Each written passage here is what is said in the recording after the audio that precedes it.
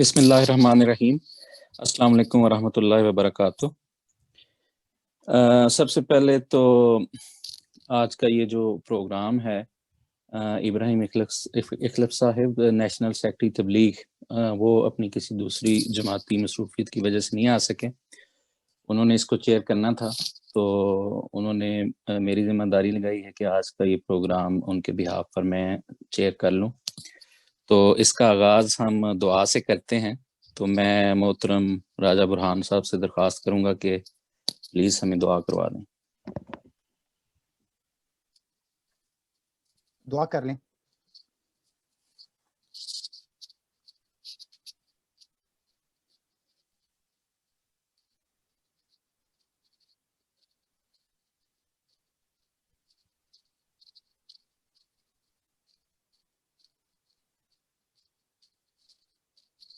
आमीन।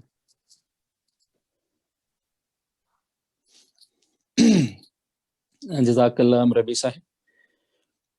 जैसा कि सब दोस्तों को प्रोग्राम भिजवा दिया गया हुआ है, आज का हमारा जो टॉपिक है, जो उन्वान है, वो रूहानियत है। रूहानियत इस्लामी तालीमात की रोशनी में। तो सैयदना हज़रत अक़दस मसीह मऊद अलैहिस्सलाम एक जगह पे फरमाते हैं कि बस याद रखना चाहिए कि आला दर्जा की रूहानी हालत इंसान की इस दुनियावी जिंदगी में ये है कि खुदा ताला के साथ आराम पा जाए और तमाम इत्मीनान और सुरूर और लज्जत उसकी खुदा में ही हो जाए। यही वो हालत है जिसको दूसरे लफ्ज़ों में बहिश्ती ज़िंदगी कहा जाता है। तो इससे ये पता चलता है कि रूहानियत का ताल्लुक जो है वो अल्लाह ताला की जुस्तजू और उसकी तरफ सफ़र करने से है। और जैसा कि हम जानते हैं, तकरीबन हर मज़हब में रूहानियत का तसव्वुर किसी न किसी तरह मौजूद है। गो के वक्त के साथ साथ रूहानियत के हुसूल के ज़राए और इसको समझने में कहीं बिगाड़ पैदा होता गया। और आज ऐसा ग्रोह भी मौजूद है यहाँ इस मुआशरे में जहाँ हम रहते हैं, यहाँ भी, कि जिसमें लोगों में कहीं नेकी की दबी हुई चिंगारी तो मौजूद है और रूह भी तिसना है, लेकिन वो मज़हब से दूर हैं या रूहानियत को मज़हब से जुदा समझते हैं। तो आज इस प्रोग्राम में हम इस्लामी तालीमात की रोशनी में ये समझेंगे कि रूहानियत क्या है, इसके ज़राए क्या हैं, और हम दूसरों को कैसे इससे रोशनास करा सकते हैं। तो इसके लिए हमारे साथ आज हमारे दो मुअज़्ज़ज़ मेहमानान गिरामी मौजूद हैं। दोनों मुरब्बिए सिलसिला जामिया अहमदिया यूके में लेक्चरार भी हैं, मोहतरम राजा बुरहान अहमद साहिब और मोहतरम मंसूर ज़िया साहिब। तो सबसे पहले मैं दरख्वास्त करूंगा राजा बुरहान अहमद साहब से कि इस मौजू के लिहाज से इस पर कुछ रोशनी डालें। जी, जज़ाकल्लाह मनान साहिब। अस्सलामु अलैकुम वरहमतुल्लाहि वबरकातुहू। अशहदु अल्ला इलाहा इल्लल्लाहु वहदहू ला शरीका लह व अशहदु अन्ना मुहम्मदन अब्दुहु व रसूलुहु। अम्मा बादु फ़अऊज़ु बिल्लाहि मिनश शैतानिर रजीम। बिस्मिल्लाहिर्रहमानिर्रहीम। वकज़ालिक जअलनाकुम उम्मतन वसतन लितकूनू शुहदाअ अलन्नासि वयकूनर रसूलु अलैकुम शहीदा। ये जो आयत करीमा खाकसार ने अभी आपके सामने तिलावत की है, इसका तर्जुमा कुछ यूँ है: और ऐ मुसलमानों, जिस तरह हमने तुम्हें सीधी राह दिखाई है, इसी तरह हमने तुम्हें एक आला दर्जा की उम्मत बनाया है ताकि तुम दूसरे लोगों के निगरान बनो और ये रसूल तुम पर निगरान हो। आज खाकसार की गुजारिशात का उन्वान है रूहानियत इस्लामी तालीमात की रोशनी में। कबल इसके कि खाकसार इस्लामी तालीमात की रोशनी में रूहानियत के बारे में कुछ अर्ज़ करें, ये जानना ज़रूरी है कि रूहानियत क्या है। चुनांचे अगर आप उर्दू लुग़त को देखें तो वहाँ रूहानियत की मुख्तलिफ़ तारीफ़ें मिलती हैं, जिनका खुलासा कुछ यूँ बनता है कि रूहानियत का तसव्वुर तमाम मज़ाहिब में मिलता है। اور روحانیت سے مراد مذہبی نقطہ نظر سے یہ ہے کہ انسان عبادات و ریاضت کے ذریعے پاکیزگی و طہارت کی اس منزل پر پہنچ جائے جہاں اس کے ظاہر کے ساتھ ساتھ باطن بھی منور ہو جائے۔ روحانیت اللہ سے تعلق جوڑتی ہے۔ جیسے کہ خاکسار نے عرض کیا کہ یہ اردو لغات میں پائی جانے والی تعریف ہے، اور یقیناً یہ مکمل تعریف نہیں ہے، اور نہ ہی ہمارے لیے ضروری ہے کہ ہم اس تعریف سے مکمل طور پر متفق ہوں۔ مکمل تعریف جاننے کے لیے حضرت اقدس مسیح موعود علیہ السلام کے علم کلام سے، آپ کی کتب سے استفادہ کرنا بہت ضروری ہے۔ چنانچہ حضرت اقدس مسیح موعود علیہ السلام یہ بیان فرماتے ہیں، روحانیت ہر ایک خلق کو محل اور موقع پر استعمال کرنے کے بعد اور پھر خدا کی راہوں میں وفاداری کے ساتھ قدم مارنے سے اور اسی کا ہو جانے سے ملتی ہے۔ جو اس کا ہو جاتا ہے اس کی یہی نشانی ہے کہ وہ اس کے بغیر جی ہی نہیں سکتا۔ آگے فرمایا، عارف ایک مچھلی ہے جو خدا کے ہاتھ سے ذبح کی گئی، اور اس کا پانی خدا کی محبت ہے۔ اب ایک جو واضح فرق اس تعریف میں جو حضرت اقدس مسیح موعود علیہ السلام نے روحانیت کی بیان فرمائی ہے اور عام ڈکشنریز لغات کی تعریف میں ہے، وہ یہ ہے کہ عام طور پہ سمجھا جاتا ہے کہ صرف انسان عبادات کو بجا لائے، بہت زیادہ ریاضت کر لے تو یہ گویا اس کو روحانیت تک پہنچا دے گی۔ لیکن حقیقی اسلامی تعلیمات صرف یہاں تک نہیں رکتی، بلکہ حقیقی اسلامی تعلیمات جس طرح کے اوپر قرآنی آیت میں بھی ذکر ہوا اور حضرت اقدس مسیح موعود علیہ السلام بھی ذکر فرما رہے ہیں، کہ ہر چیز کا اپنے محل اور موقع پر جو صادر ہونا ہے، اس سے دراصل انسان روحانیت میں ترقی کرتا ہے۔ صرف یہ کافی نہیں ہے کہ انسان بہت زیادہ عبادات بجا لاتا رہے اور دنیاوی کوئی کام نہ کرے، ذاتی طور پہ اپنے جسمانی حقوق ادا نہ کرے، اپنے عائلی حقوق ادا نہ کرے اور معاشرتی حقوق ادا نہ کرے۔ پھر حضرت اقدس مسیح موعود علیہ السلام نے آج کے حالات کو مد نظر رکھتے ہوئے ایک اور جگہ فرمایا، آپ نے فرمایا، مقام افسوس ہے کہ دنیا میں مذہبی رنگ میں تو جنگ و جدل روز بروز بڑھتے جاتے ہیں، مگر روحانیت کم ہوتی جاتی ہے۔ دیکھیں کتنی اہمیت کی حامل بات ہے کہ دنیا جنگ و جدل کو روحانیت سمجھ رہی ہے، اور اصل میں جو روحانیت ہے وہ کم ہوتی جا رہی ہے۔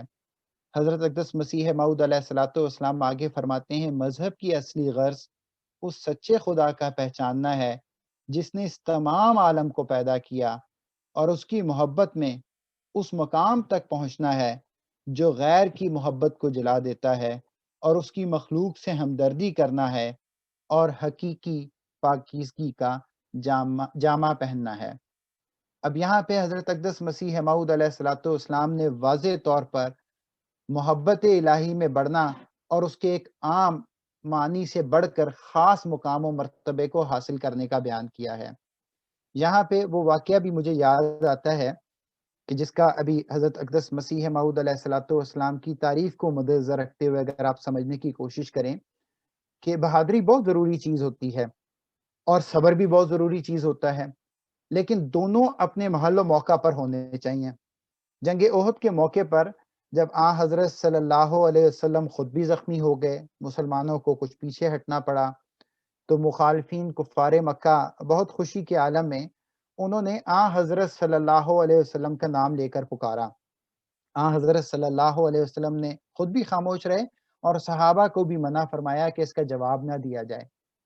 پھر حضرت ابو بکر صدیق رضی اللہ عنہ کا نام لیا گیا، حضرت عمر فاروق رضی اللہ عنہ کا نام لیا گیا، اور جب تینوں کے نام پر کوئی جواب نہ آیا اور اولو الحبل کا نعرہ لگایا گیا، تو آقا و مولا حضرت محمد مصطفیٰ صلی اللہ علیہ وسلم کی روحانی غیرت جاگی، اور آپ صلی اللہ علیہ وسلم نے فرمایا کہ کیوں جواب نہیں دیتے، اور پھر آپ نے صحابہ کو یہ بھی جواب عطا فرمایا کہ یہ بولو، اللہ اعلی واجل، اللہ اعلی واجل، کہ تمہارا یہ جو بت ہے حبل یہ کوئی حیثیت نہیں رکھتا، اصل میں اللہ تعالیٰ سب سے بہترین، سب سے اعلیٰ اور ہمیشہ قائم رہنے والا ہے۔ تو یہ تو بنیادی تعریف ہو گئی روحانیت کی۔ اب اسلام ہمیں کس طرح روحانیت کی طرف لے کے جاتا ہے یہ جاننا بہت ضروری ہے۔ اسلام ہمیں ایک بیلنسڈ ایٹماسفیئر پرووائڈ کرتا ہے۔ یہ بات تو مسلمہ ہے کہ کوئی بھی مذہب ایسا نہیں آیا کہ جس نے روحانیت کا ذکر نہ کیا ہو اور اعمال کا ذکر نہ کیا ہو۔ پتہ نہیں کیوں کچھ لوگوں میں یہ بھی غلط تصور پایا جاتا ہے کہ گویا اسلام میں اعمال پہ زیادہ زور نہیں دیا گیا، حالانکہ حقیقت اس کے برعکس ہے۔ اسلام میں اعمال کی بھی بڑی اہمیت ہے، اور پھر ان اعمال کے نتیجے میں روحانیت کی بھی بڑی اہمیت ہے۔ چنانچہ توحید کے اقرار کے بعد نماز، روزہ، حج اور زکوٰۃ یہ بہت اہم ارکان ہیں، اور ان کی اہمیت اسی حد تک ہے کہ جہاں تک روحانی ترقی انسان کر سکے اور اس کے ساتھ بنی نوع انسان کو بھی فائدہ ہو۔ اس کی مثال کچھ ایسی ہے کہ جیسے جسم ایک برتن ہے اور روح ایک چیز ہے جو اس کے اندر ڈال دی گئی ہے، یا یوں سمجھ لے کہ جسم ایک چھلکا ہے اور روح ایک مغز ہے، اور برتن کا اثر ضرور اندر کی چیز پر پڑتا ہے جیسے چھلکے کا اثر مغز پر پڑتا ہے۔ کیا ہم نہیں دیکھتے کہ مختلف دماغوں کی بناوٹ کے ماتحت انسان کی عقل میں ترقی اور تنزل واقع ہوتا ہے؟ چنانچہ اس بات کا بھی اکثر ذکر کیا جاتا ہے کہ اگر کسی کا دماغ کا کچھ حصہ ڈیمیج ہو جائے تو اس سے اس کی ساری چیزیں ہی ناکارہ ہو جاتی ہیں، یا کسی ایک چیز کا ناکارہ ہونا ثابت ہے۔ اس سارے بیان سے خلاصتاً یہ ثابت ہوتا ہے کہ اسلام میں اعمال پر بھی زور دیا گیا ہے، کیونکہ اس سے انسان کی روح اور روحانیت پر اچھا اثر پڑتا ہے۔ پس عبادات کی ان ظاہری صورتوں سے یہ نتیجہ نکالا جا سکتا ہے کہ اسلام نے روحانیت پر زور نہیں، صرف روحانیت پر زور نہیں دیا، اسلام نے ظاہری اعمال پر بھی زور دیا ہے، کیونکہ ان کا اثر انسان کی روح پر اور روحانیت پر بھی ہوتا ہے۔ چنانچہ اس کو یوں بھی سمجھا جا سکتا ہے کہ روحانیت کے قیام کے لیے انسان کے اعمال بطور برتن کے ہیں، اور کون نادان ہے جو برتنوں کو تو توڑ ڈالے اس خیال سے کہ ہمیں برتنوں کی ضرورت نہیں، بلکہ صرف اس کی ضرورت ہے جو ان کے اندر ہے۔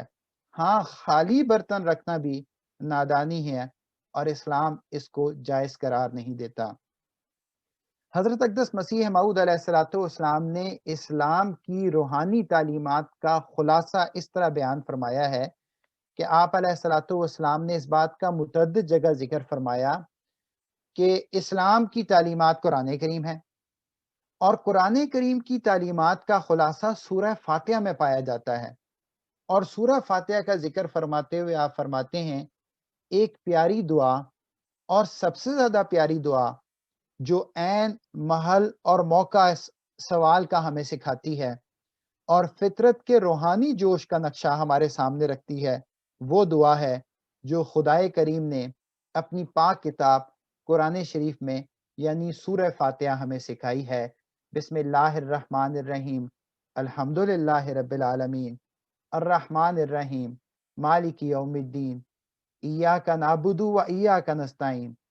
اے وہ جو ان تعریفوں کا جامع ہے، ہم تیری ہی پرستش کرتے ہیں، اور ہم ہر ایک کام میں توفیق تجھ سے ہی چاہتے ہیں۔ اس جگہ ہم کے لفظ سے پرستش کا اقرار کرنا اس بات کی طرف اشارہ ہے کہ ہمارے تمام گواہ تیری پرستش میں لگے ہوئے ہیں اور تیرے آستانے پر جھکے ہوئے ہیں، کیونکہ انسان باعتبار اپنے اندرونی گواہ کے ایک جماعت اور ایک امت ہے، اور اس طرح پر تمام گواہ کا خدا کو سجدہ کرنا یہی وہ حالت ہے جس کو اسلام کہتے ہیں۔ سورہ فاتحہ میں پہلی آیات میں صفات باری تعالیٰ کا ذکر ہے، اور یہ ایاک نعبد و ایاک نستعین کی آیت سے انسان اس بات کا اقرار کر رہا ہے کہ اے اللہ تعالیٰ، روحانیت حاصل کرنے کے لیے تیری جناب میں جھکتے ہوئے میں یہ اعمال کروں گا۔ پھر انسان یہ بھی درخواست کرتا ہے، اہدنا الصراط المستقیم صراط الذین انعمت علیہم غیر المغضوب علیہم ولا الضالین۔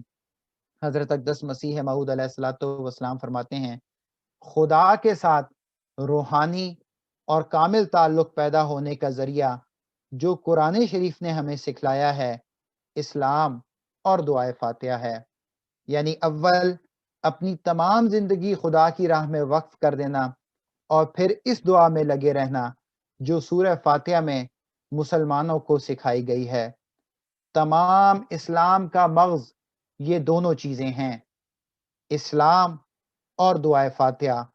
دنیا میں خدا تک پہنچنے اور حقیقی نجات کا پانی پینے کے لیے یہی ایک اعلیٰ ذریعہ ہے، بلکہ یہی ایک ذریعہ ہے جو قانون قدرت نے انسان کی اعلیٰ ترقی اور وصال الہی کے لیے مقرر کیا ہے، اور وہی خدا کو پاتے ہیں کہ جو اسلام کے مفہوم کی روحانی آگ میں داخل ہوں اور دعائے فاتحہ میں لگے رہیں۔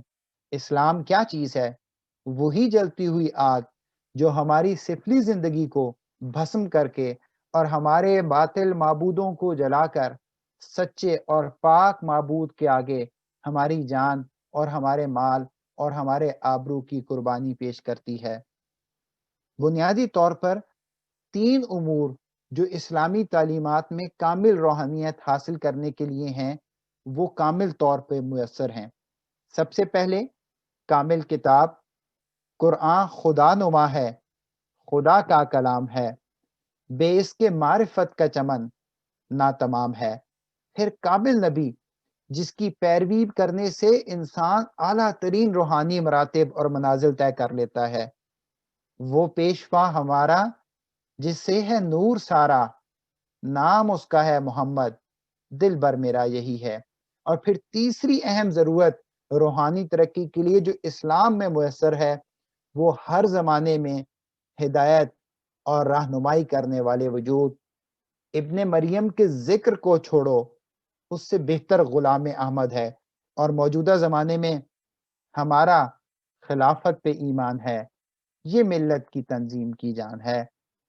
خلاصہ کلام یہ، ہزار ہزار شکر اس خداوند کریم کا ہے جس نے ایسا مذہب ہمیں عطا فرمایا جو خدا دانی اور خدا ترسی کا ایک ایسا ذریعہ ہے جس کی نظیر کبھی اور کسی زمانے میں نہیں پائی گئی، اور ہزارہا درود اس نبی معصوم پر جس کے وسیلے سے ہم اس پاک مذہب میں داخل ہوئے، اور ہزارہا رحمتیں نبی کریم صلی اللہ علیہ وسلم کے اصحاب پر ہوں جنہوں نے اپنے خونوں سے اس باغ کی آبپاشی کی۔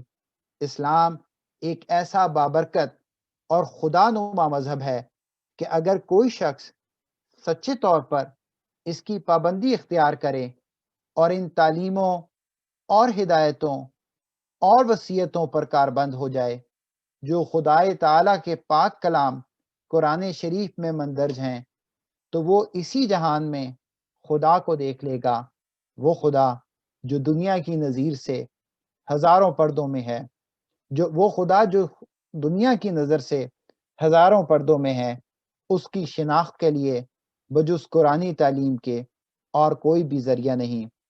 اسلام چیز کیا ہے؟ خدا کے لیے فنا، ترک رضائے خواہش پہ مرضی خدا۔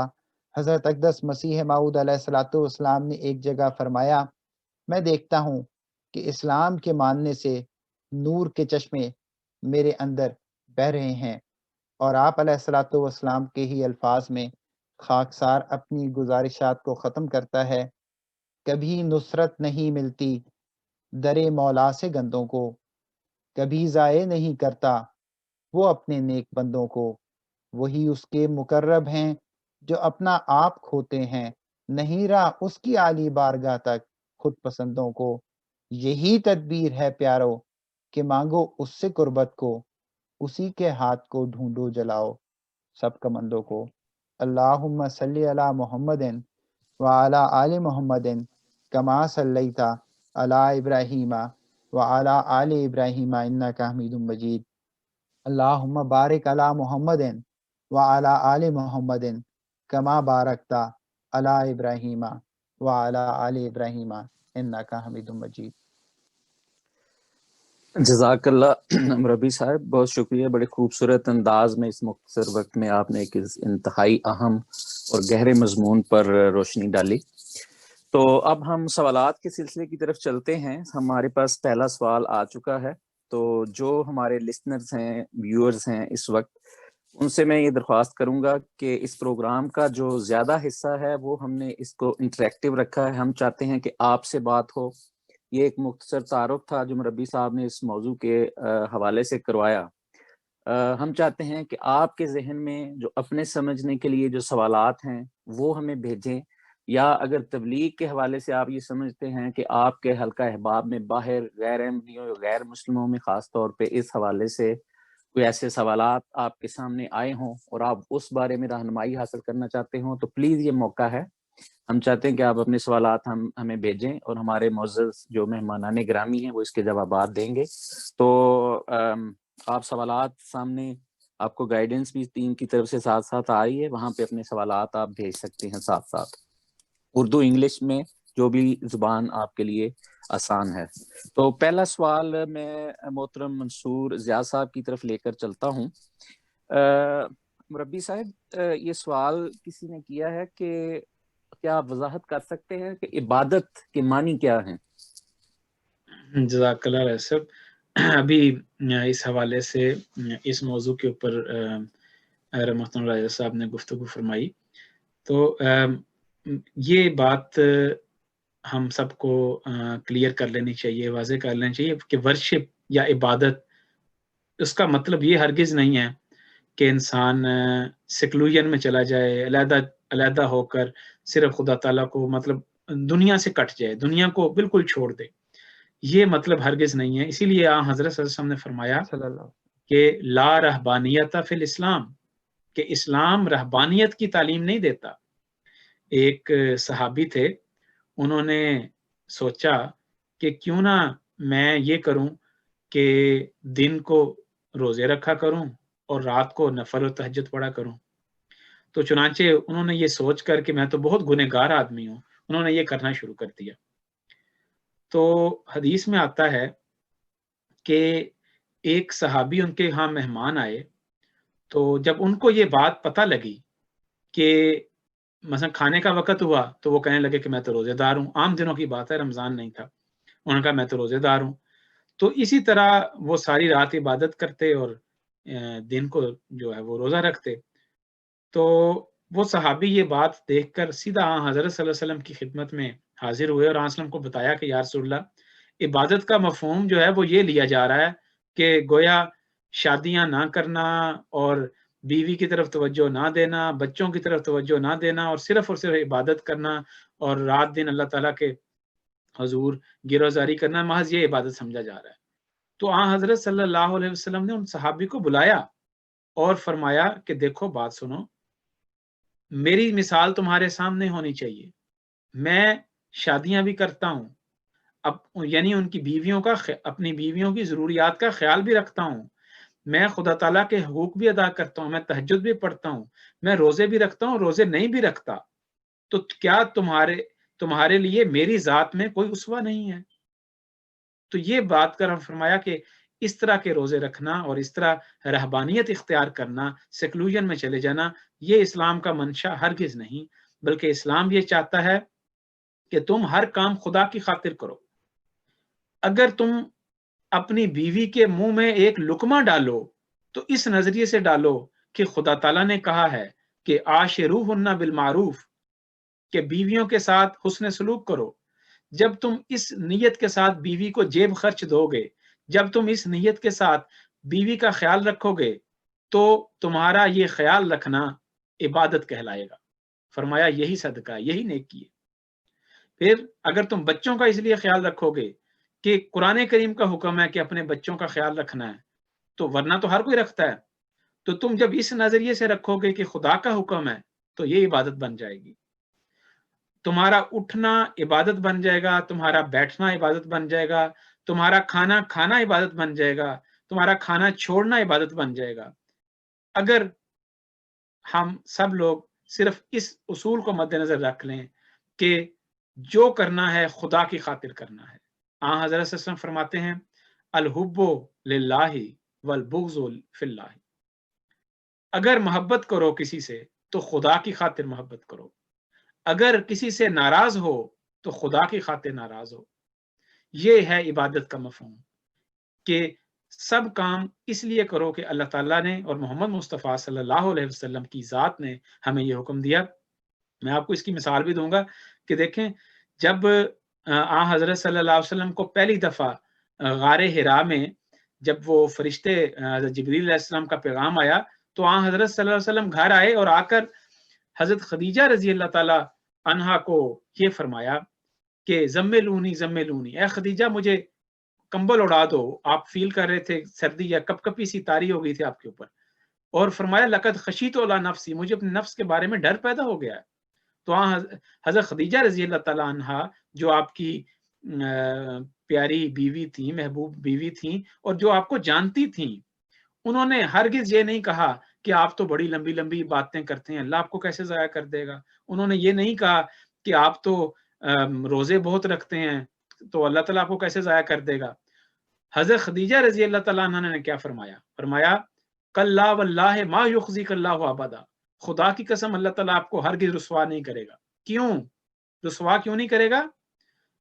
آپ کو کیوں نہ چھوڑے گا؟ فرمایا انک لتصل الرحم، آپ رحمی رشتہ داروں کا خیال رکھتے ہیں۔ تو دیکھیں عبادت کا مفہوم کہ رحمی رشتہ داروں سے حسن سلوک کرنا۔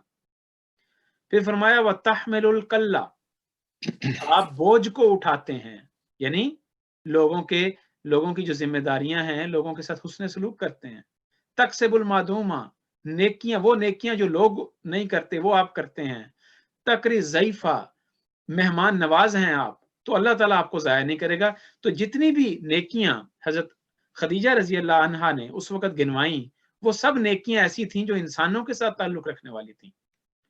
تو اسی کا نام عبادت ہے کہ خدا تعالیٰ کے ساتھ تعلق رکھنا اور خدا تعالیٰ کی مخلوق کے ساتھ تعلق رکھنا، خدا کی مخلوق سے اس لیے حسن سلوک کرنا کہ یہ میرے پیارے خدا کا حکم ہے، اسی کا نام عبادت ہے۔ جی جزاک اللہ مربی صاحب، آپ نے بڑے پیار سے بڑے اچھے انداز میں اس کا جواب دیا کہ عبادت کیا ہے۔ تو ابھی اگلا سوال میں راجہ برہان صاحب سے کرتا ہوں۔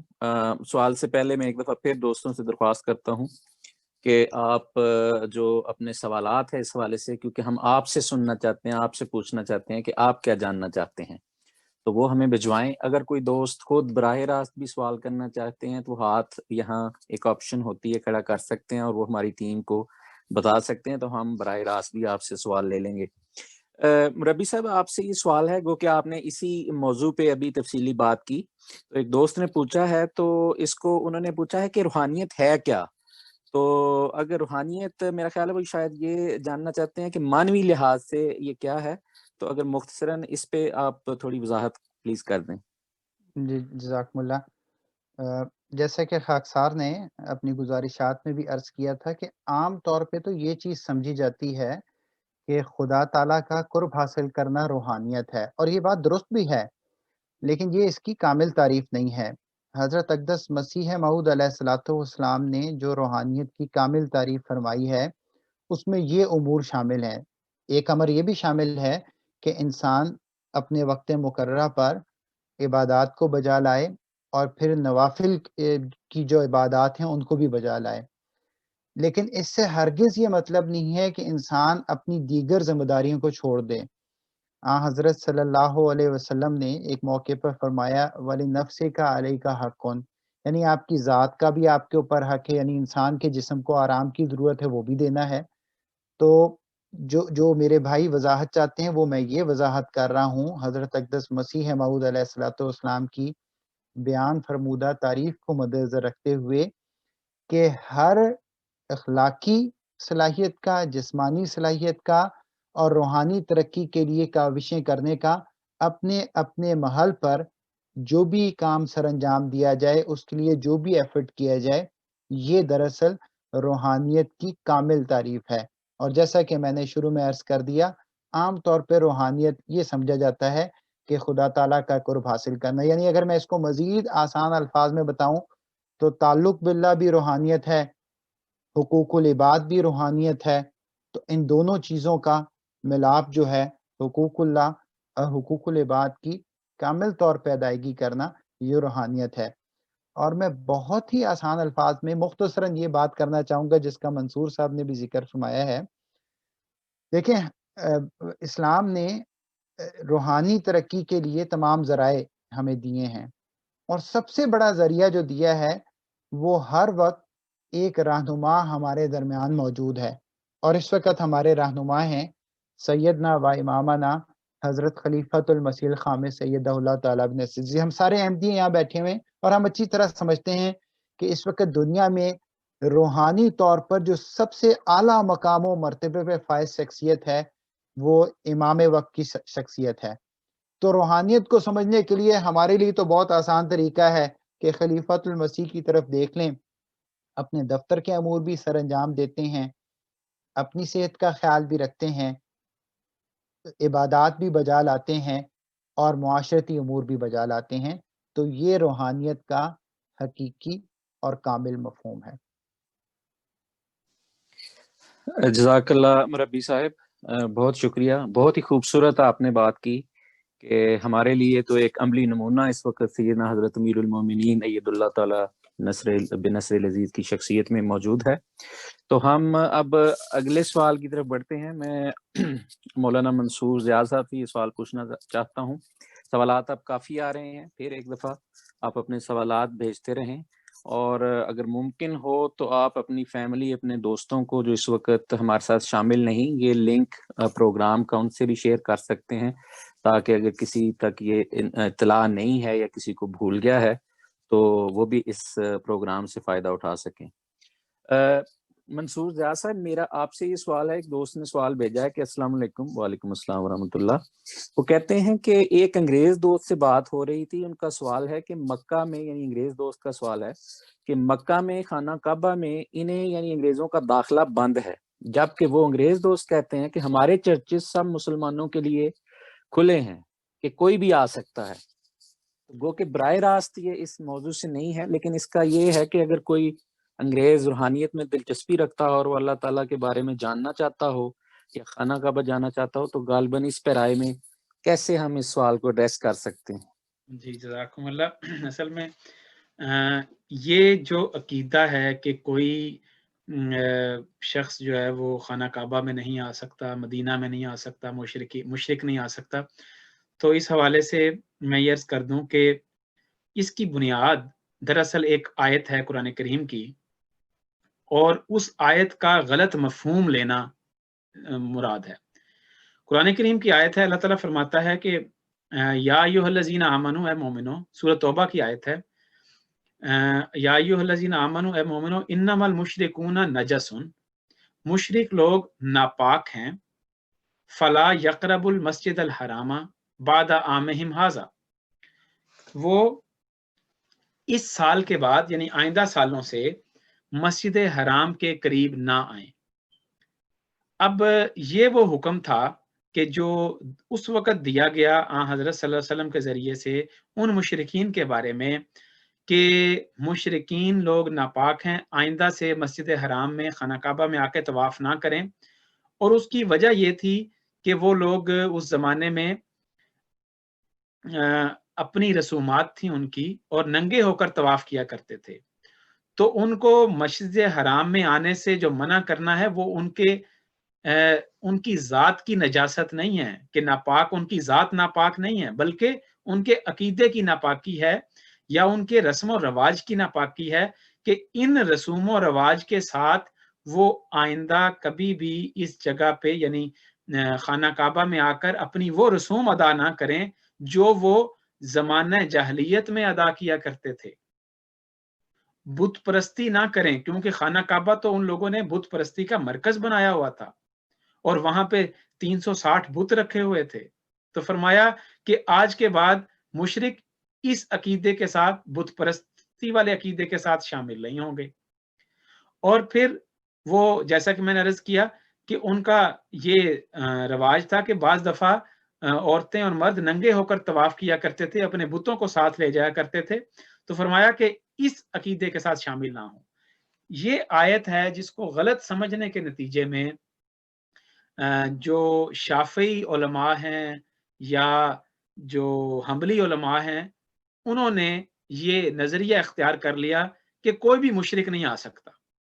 اور چونکہ آج کل سعودی عرب میں اہل حدیث کی حکومت ہے، وہابیوں کی کہنا چاہیے، جو ان کو جو حدیث کا ظاہری مفہوم لیتے ہیں، قرآن کا ظاہری مفہوم لیتے ہیں، اور ان کے نزدیک ہم تعویل نہیں کر سکتے، تو اس وجہ سے انہوں نے اس کا مفہوم یہی لیا ہوا ہے کہ کوئی غیر مسلم آ ہی نہیں سکتا، اس کے لیے مسلمان ہونا شرط ہے، اور مشرک تو بالکل نہیں آ سکتا، یہ ان کا مفہوم ہے۔ لیکن آج بھی اور پہلے بھی حضرت امام ابو حنیفہ جو سب سے ابتدائی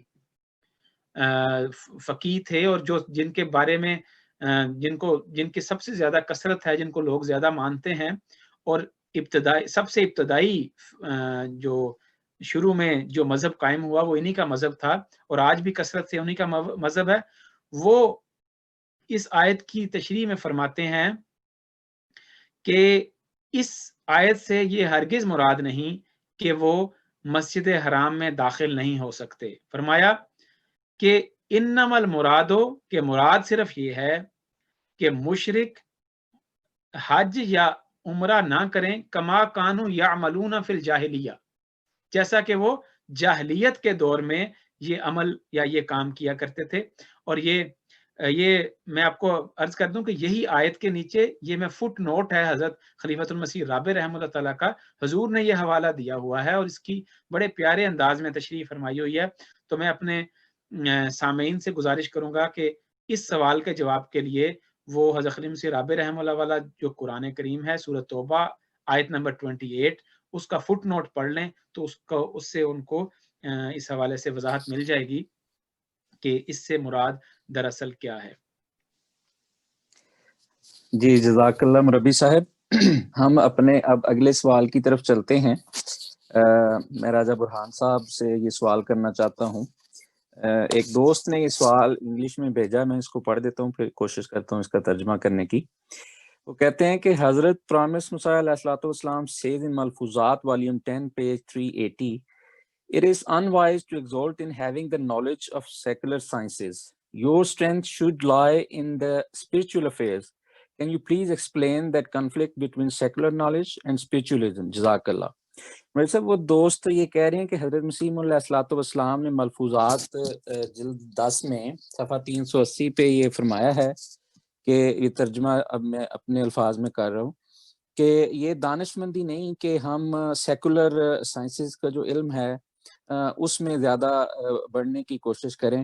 ہماری جو طاقت ہے وہ روحانی معاملات میں استعمال ہونی چاہیے۔ تو کیا آپ بتا سکتے ہیں کہ جو ان میں آپس میں تضاد کیا ہے، جو سیکولر نالج ہے اور روحانیت ہے؟ اگر تو یہ حوالہ آپ سمجھتے ہیں آپ کے سامنے ہے کہ آپ اس پہ بات کرنا چاہتے ہیں تو ٹھیک ہے، ورنہ جیسے پھر آپ پسند فرمائیں۔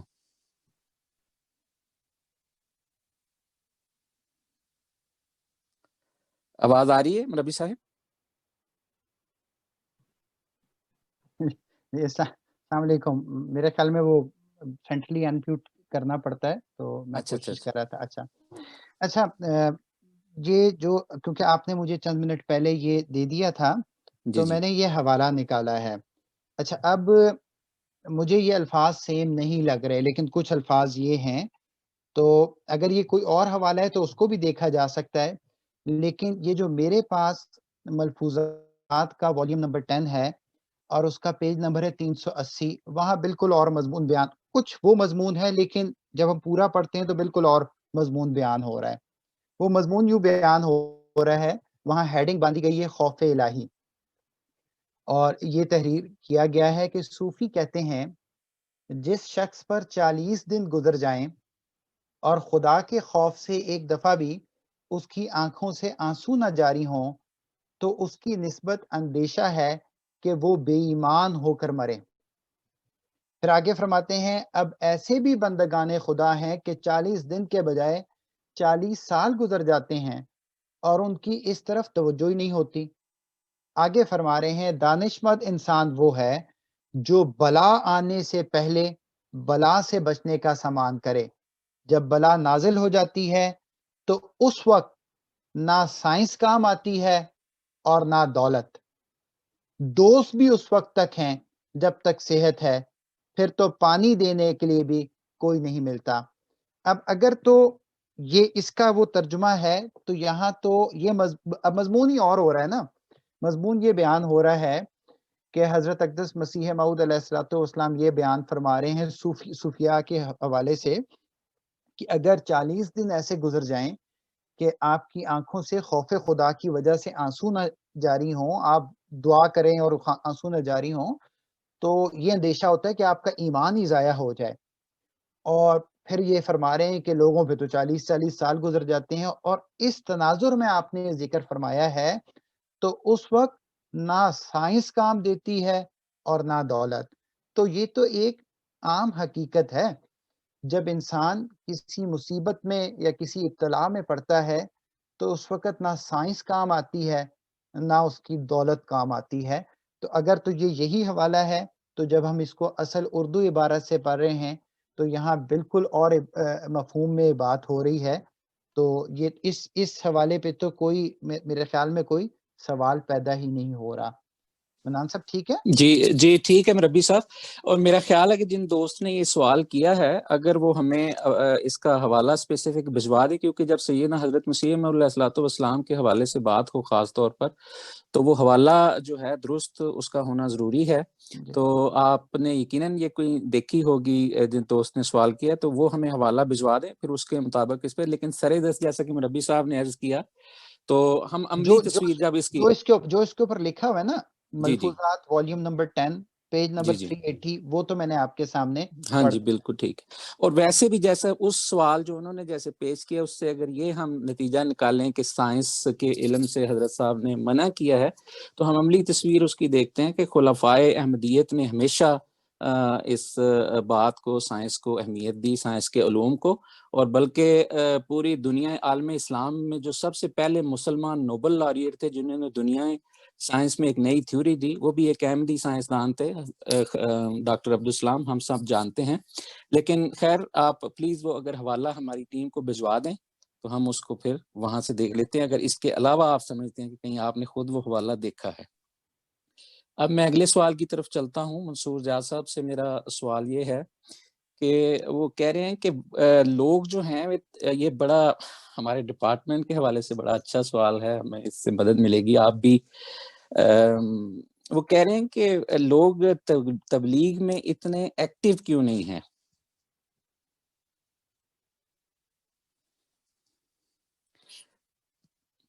جی مربی صاحب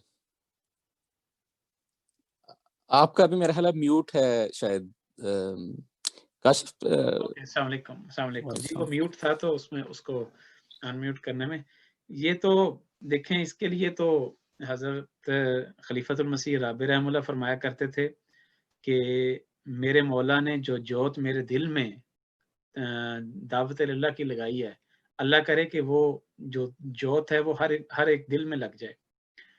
تو اس کے لیے تو سب سے زیادہ تو دعا ہے، اور حضرت صلی اللہ علیہ وسلم کے نمونے کو سمجھنا ہے۔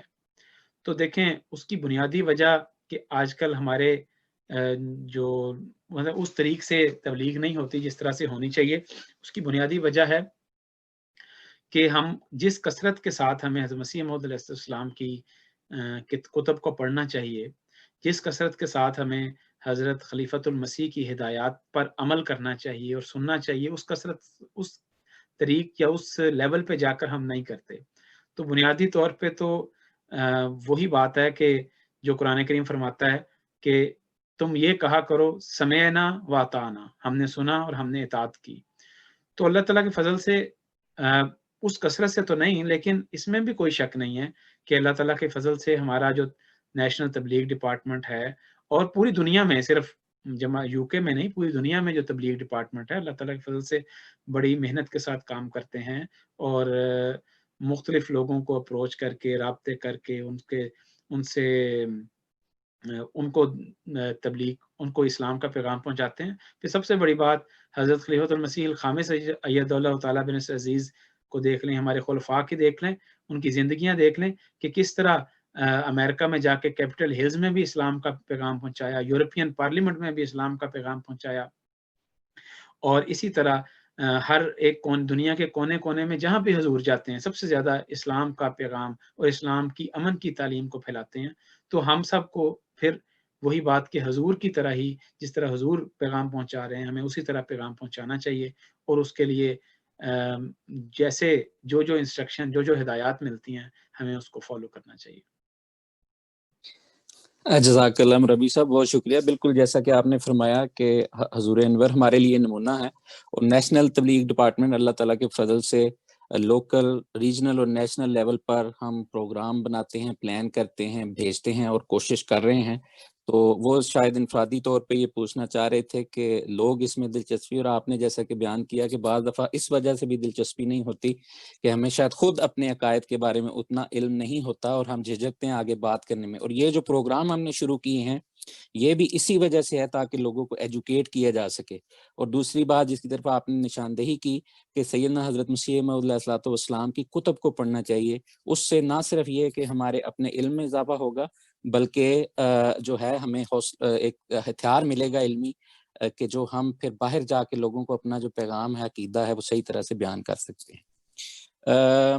مربی صاحب، راجہ برہان صاحب، اب آپ سے میرا یہ سوال ہے کہ ایک دوست یہ کہہ رہے ہیں کہ چندہ ادا کرنے کی اہمیت کیا ہے، اور پھر وہ کہہ رہے ہیں کہ شاید غیر احمدیوں کا ذکر کر رہے ہیں کہ وہ چندے کو اتنا وہ سمجھتے ہیں کہ کوئی نئی چیز ہے شاید اسلام میں. تو اس حوالے سے کچھ مختصر اگر آپ ہمیں بتا دیں پلیز. جی، میں اس سوال کا جواب تو ہم دیتے ہیں، لیکن ایک جنرل بات اس کے بارے میں پہلے میں کرنا چاہوں گا کہ ہم تو مسلمان ہیں اور ہم اسلامی تعلیمات کو قرآن کریم پر کامل طور پر عمل کرتے ہیں.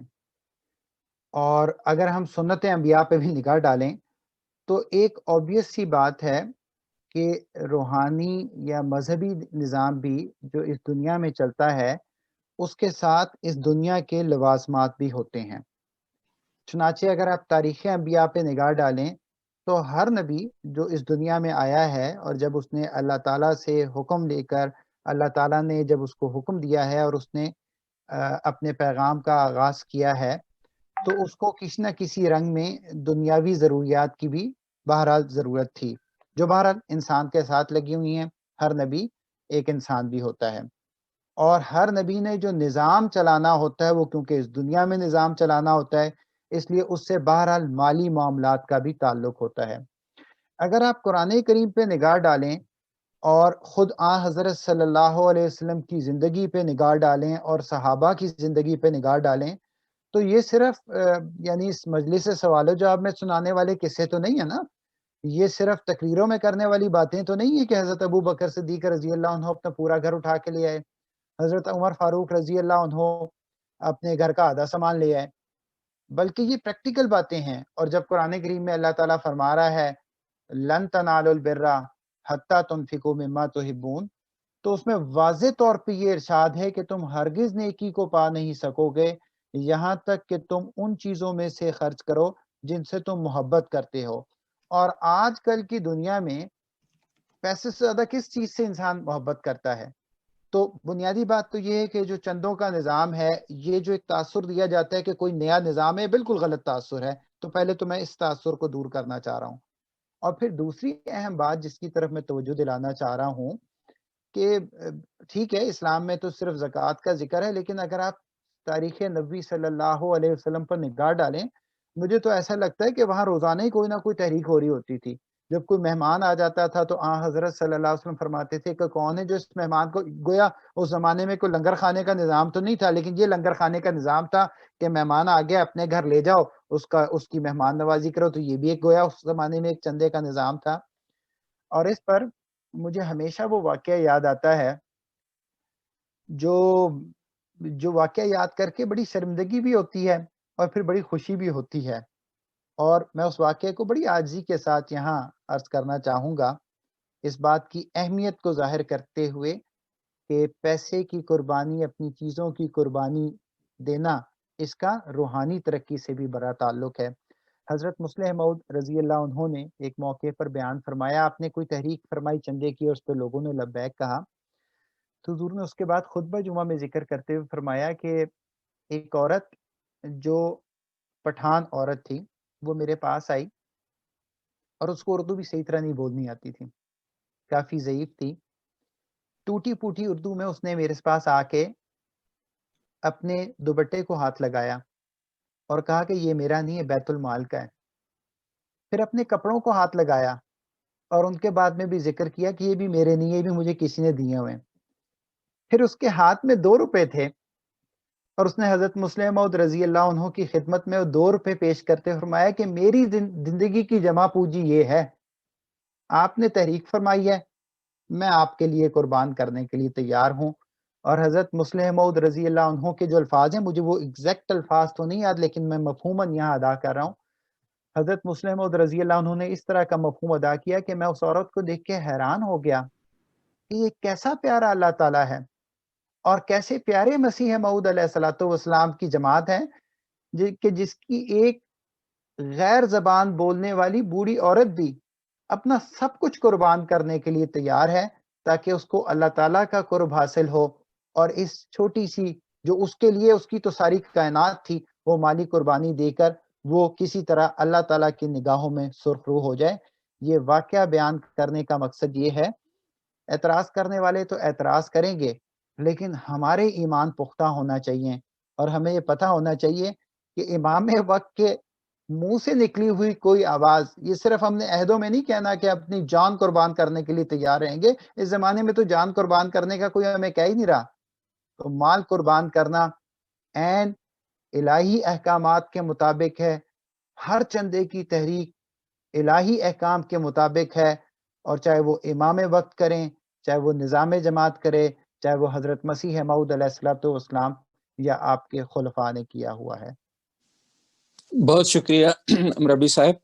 اب سوالات کافی آ رہے ہیں، تو ہم کوشش کریں گے کہ جو وقت رہ گیا اس میں زیادہ سے زیادہ سوالات لے سکیں۔ ابھی ایک کرسچن احمد ہیں، ہمارے نوجوان آپ کہہ لیں یا بچے ہیں، دوست ہمارے، بھائی پیارے بیٹے، تو وہ خود سوال کرنا چاہتے ہیں، تو کاشف صاحب وہ کر سکتے ہیں۔ السلام علیکم، میرا آواز آ رہی ہے؟ جی جی بولیں۔ وعلیکم السلام ورحمۃ اللہ۔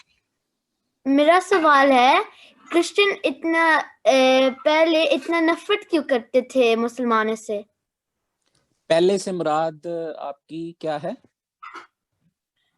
یعنی اب کیوں نفرت کرتے ہیں، یا حضور صلی اللہ علیہ وسلم کے زمانے میں؟ حضور صلی اللہ علیہ وسلم کے۔ اچھا جی منصور ضیاء صاحب، آپ نے سوال سن لیا۔ جی جزاک اللہ۔ دیکھیں، ہمیں یہ تو نہیں پتا کہ وہ نفرت کیوں کرتے تھے، لیکن ہمیں یہ پتا ہے کہ اسلام جو ہمیں تعلیم دیتا ہے وہ یہی دیتا ہے کہ محبت سب کے لیے، نفرت کسی سے نہیں۔ اگر اسلام کی تعلیمات کو بیٹا اپنایا جائے نا تو نفرت رہتی نہیں ہے۔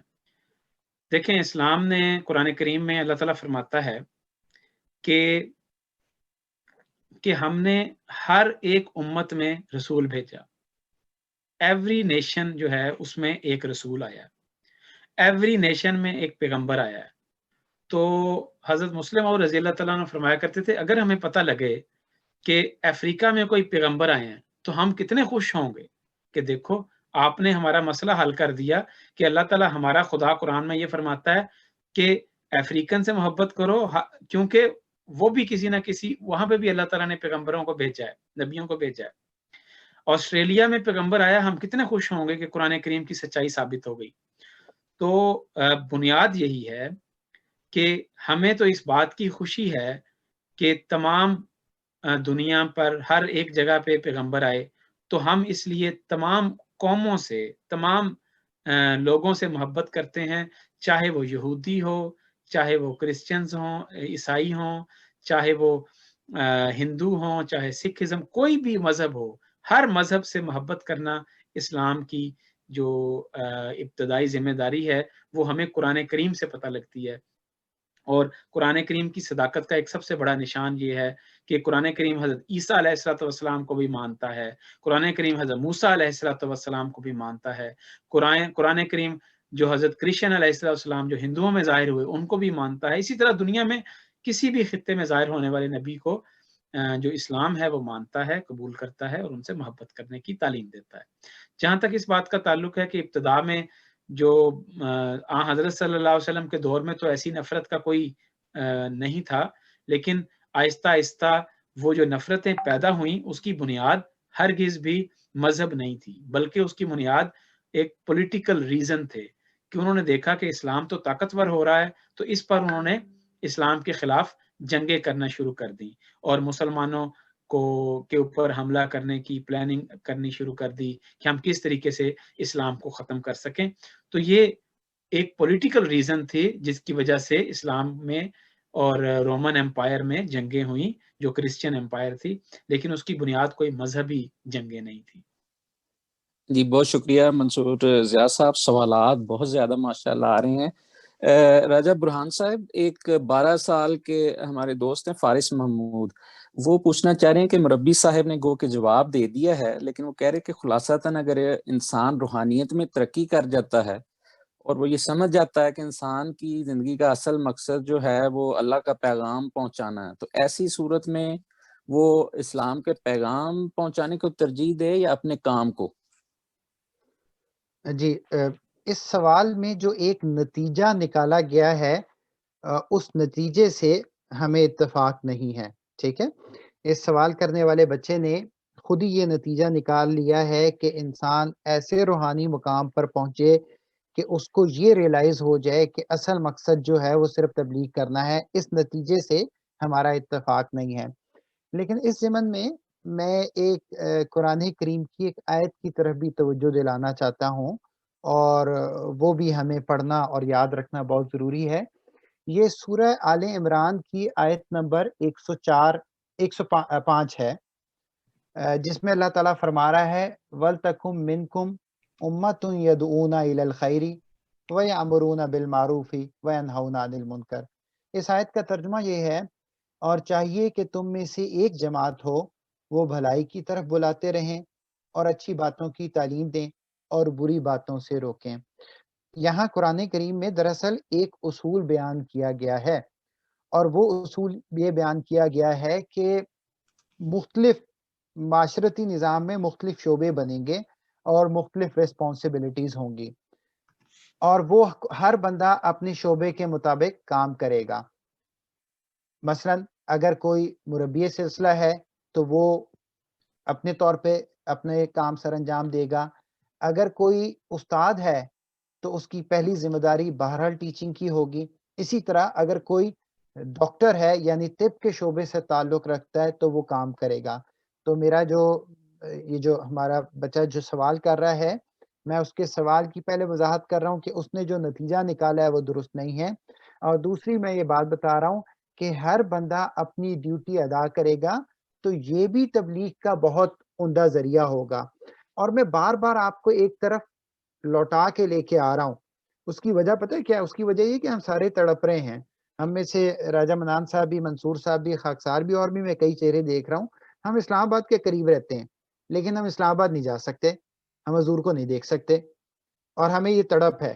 یہ میں اس وجہ سے ذکر کر رہا ہوں کہ ہمارے لیے دنیا میں اس وقت دنیا میں روحانی طور پہ سب سے اعلیٰ مقام پر فائز حضور انور ایدہ اللہ تعالیٰ بن عزیز ہیں، اور وہ ہمارے لیے اس وقت اسوہ حسنہ ہیں، اور ان کے اسوہ حسنہ کو ہم نے دیکھنا ہے. آپ نمازیں بھی پڑھاتے ہیں، آپ دفتری کام بھی کرتے ہیں، آپ گھر میں بھی یقیناً وقت دیتے ہیں، آپ اکیلے میں عبادات بھی بجا لاتے ہیں، اور آپ جو ہے آرام بھی فرماتے ہیں. تو یہی ہمارے لیے بہترین نمونہ ہے. یہ جو نتیجہ میرے بچے نے نکالا ہے کہ گویا ہمیں پتہ لگ جائے گا کہ صرف دنیا میں تبلیغی کام ہے، یہ نتیجہ درست نہیں ہے. جزاک اللہ، بہت شکریہ مربی صاحب. ہمارے پاس ابھی بہت سے سوالات موجود ہیں جن کا ہم جواب نہیں دے سکے، اور سوالات آ رہے ہیں. ایک لحاظ سے تو یہ بہت خوشی کی بات ہے کہ لوگوں نے اتنی دلچسپی اس میں ظاہر کی ہے.